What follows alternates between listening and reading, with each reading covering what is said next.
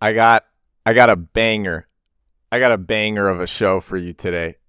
This is gonna be a good one because I learned a lot. I learned a lot today. So I'm gonna share some things that I learned. This is it. I'm gonna share some pretty cool things that I learned. So this is brilliant.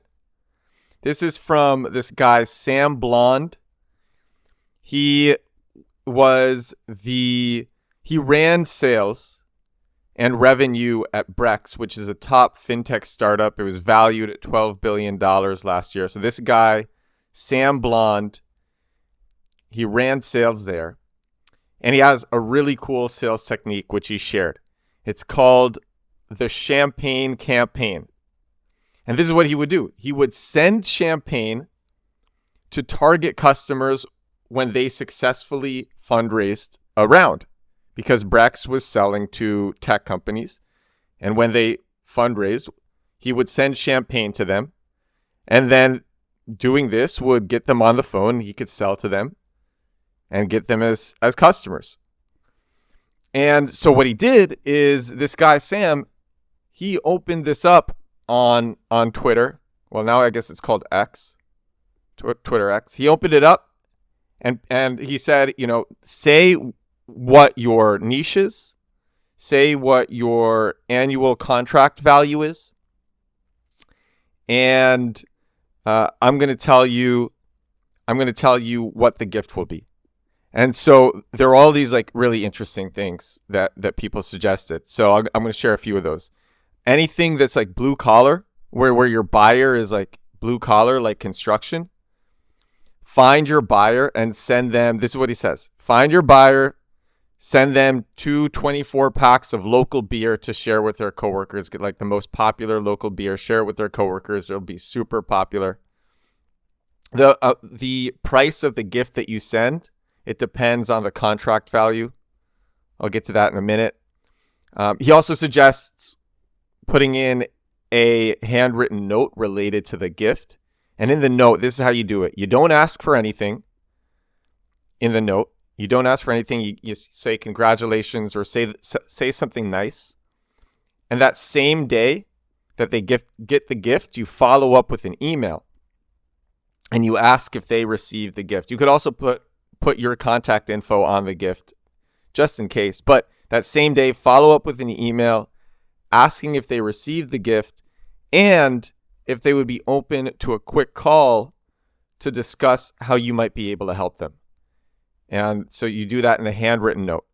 He says technical buyers are the most challenging, but they still work. And he suggests a way to do this because he had to deal with many technical buyers. So look at this buyer's like personal social media, like their Twitter account, find their interests.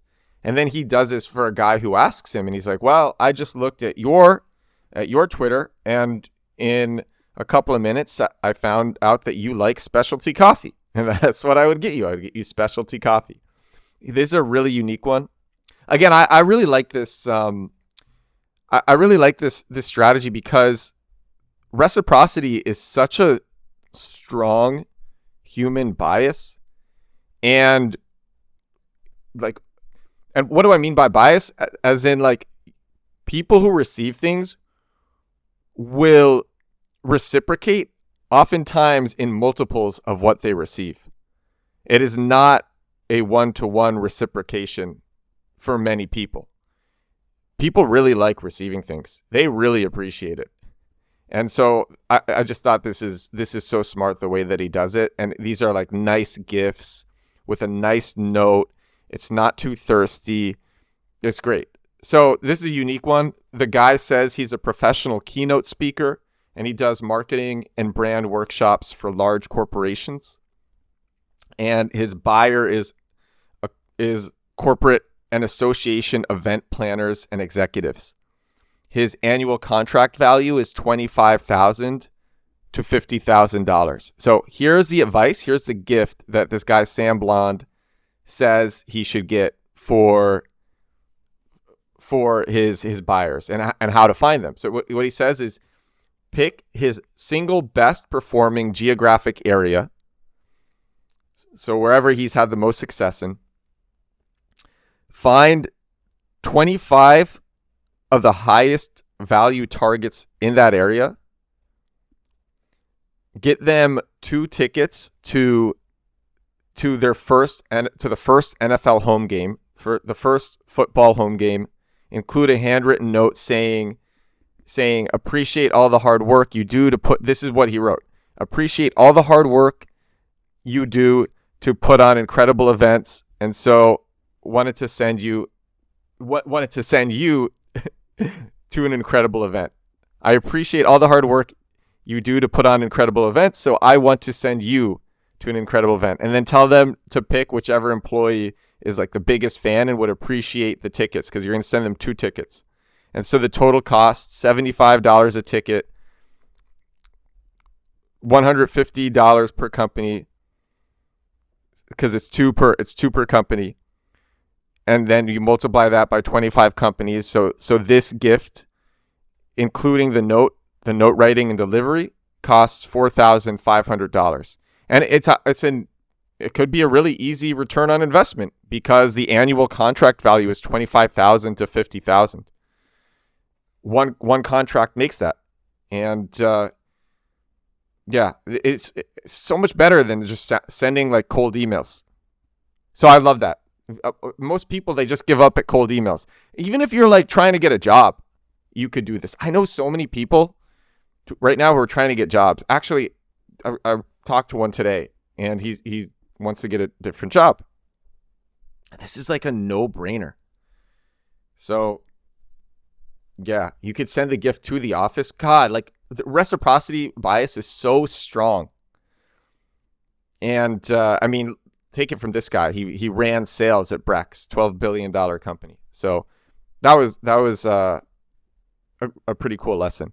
All right, this is a marketing podcast, but I sat with a friend today who he's like a private equity banking friend, and I learned something pretty crazy about startup funding. You know, I'm really into startups. I think a bunch of people who listen to this podcast are into startups, and we had a pretty cool conversation. So this was, I want to describe the scene. We're sitting out at this patio in Dumbo, drinking juice. I was having some lovely fresh grapefruit juice. The Brooklyn Bridge is to my left. The Manhattan Bridge is to my right. We're like pretty high up. The view is honestly insane. You see all of the financial district, and it's a lovely day. And we're just sitting outdoors in this. It's a members only club, which I'm a part of, and they have these clubs all around the world, and I take my friends to them. And we're sitting there, and he's sharing some stuff with me that I didn't know. And so I'm going to share that. Because my goal is to just share everything on this show, on the Edward Show. My goal is to share everything here. By the way, this is episode, what is this, 28? Wow. Episode 28 of the Edward Show. Okay. So before sitting with my friend today, I assumed that if you were a venture-backed founder, so if you had like a VC, an institutional VC backing you as like you're backing your startup, then the only way to really make money, if you were venture backed, was to sell shares of your company on the secondary market or have like a liquidity event, like an IPO or an acquisition. That's what I assumed. That was really the only way to get millions early before the liquidity event, which was to make like real money from the startup. It was to sell shares on the secondary market or have a liquidity event. And if you were going to have a liquidity event, then just sell shares in the secondary market. That's what I assumed. That was a real way to make money. If you're a venture-backed founder. And so he told me about all the different ways that startup founders basically exit early with millions. And I really didn't know this stuff. I'm a marketing person, being involved in startups. I learned some things, and this was something that I learned today, and so I'm going to share it. So this is really a crazy hustle. So you can also sell a partial stake of your company during the next funding round. You could even do it on a Series B. And you can get, he shared stories where founders would get tens of millions of dollars if it was a big enough round, selling just a partial stake in the company on the Series B. But this is the biggest hustle, and this one is just really crazy. This one is really crazy. So if you have top bankers on a Series B or even a Series A, if you have like top really like high reputation VCs, you can get a loan against your shares in your startup. And if the company tanks, the bank keeps the shares and you keep the money, you keep the loan that you got. So you can get a loan like for tens of millions of dollars just against the shares. You can buy a house, you can buy a car, you buy whatever you want. It's your money. And you get that money early, and you have to pay it back because it's a loan. But if the company tanks, you don't have to pay it back. There are some caveats from what I understand. There are some caveats like you'd have to negotiate to have like as little personal guarantee as possible. So the bank can't take much of your stuff in the event that your company fails. Maybe they would take your car, but from what my friend told me, they couldn't take your house. Your house would be protected, and the stuff in your house would be protected. And what's crazy is that there are so many founders that do this stuff and they get away with it really easily. Like I always wondered how startup founders who just like, they didn't have any big liquidity event, they didn't have an IPO, they didn't have an acquisition, and they're living in these huge houses, and they're not like spitting off crazy dividends, and they're living in these huge houses with Lamborghinis, and they're doing stuff like this. And so I thought it was worth sharing. I think it's pretty interesting. The startup hustle, there's so many ways to game it now. But yeah, no comment as to the ethics of this. There's two camps. One camp is, your reputation. Your reputation is everything. So Warren Buffett camp, it takes 20 years to build a good reputation and then 5 minutes to destroy it. And then there's the other camp that says these VCs, they don't care. They make so many bets, they just forget about most of them. And if you generate returns for the original investors, maybe the original investors exit too. Someone's left with the bag, and it's all a Ponzi. That's basically the other camp. But anyway, I thought that was a cool conversation. All right, I'm going to share one more thing before I go. I hope this is a good episode so far. I really like that sales tip from Sam Blond, from the Brex guy. I think it's amazing. But here's one more thing. So my friend calls me today, and he wants to know if he should do this. A top venture capitalist in New York City wants to critique his deck. He has a pitch deck. He's trying to raise a seed round. Sends it to this top VC who he met at an event, and the guy goes, "Can I critique this on TikTok?" My friend says to me, "Should I do it?" And I say, he's probably going to rip it to shreds. And then he's like, "Oh, okay. So should I do it?" I'm like, heck yeah. Heck yeah, you should do it, because it's great. Actually, it's great publicity. No matter what, it's great publicity. And he has his contact in it and the website and everything. And it occurred to me, this could be a really interesting thing. This could be a really easy way to get attention from VCs. VCs, it's very easy to get their contacts. You can just use a tool like, what do I use? I use Lucia.com. You can literally get their phone numbers and emails. It's so easy to get anyone's contacts. I'll make another episode on that. I talk about this a lot. But basically the pitch to a VC is, hey, this is my deck. If you send me a Loom, so if you've never used Loom, that's when you record your screen and you have your face in it.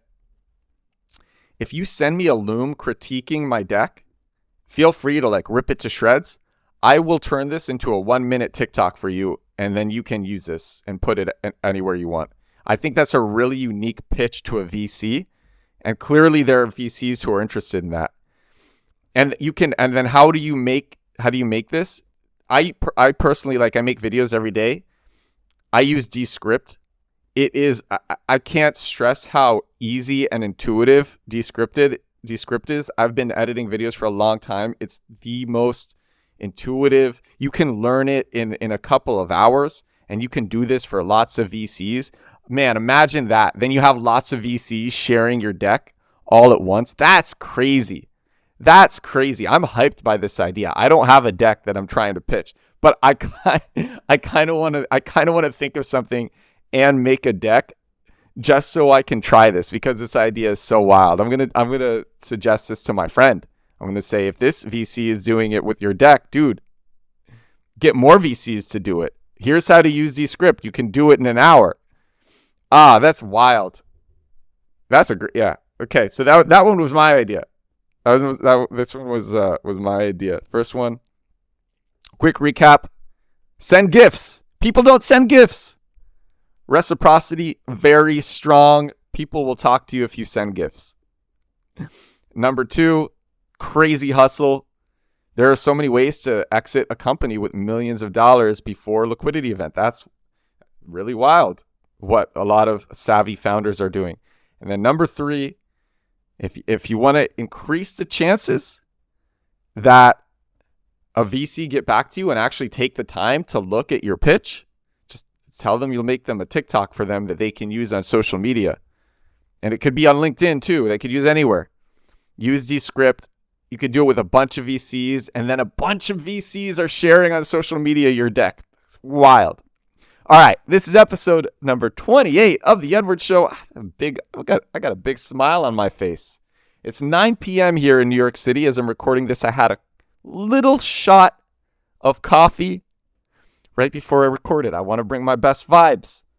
And now I feel nice. I feel nice. I hope you feel nice. I don't even want to end the pod because I feel so great, but I have to. All right. Episode number 28. Thank you so much for listening.